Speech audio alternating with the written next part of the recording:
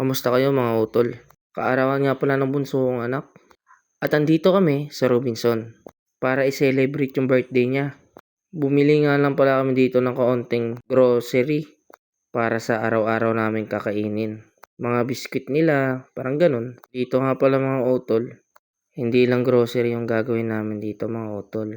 Gagawin ko nga pala tong video na to dahil itong araw na to ay ayaw ko makalimutan. Maraming salamat nga pala sa sponsor namin na yung mama ko.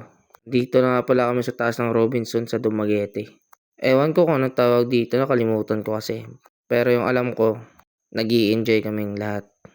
Kaarawan nga pala to ng anak ko, uulitin ko lang. Yung nasa likod, siya si Ace at kaarawan niya ngayon.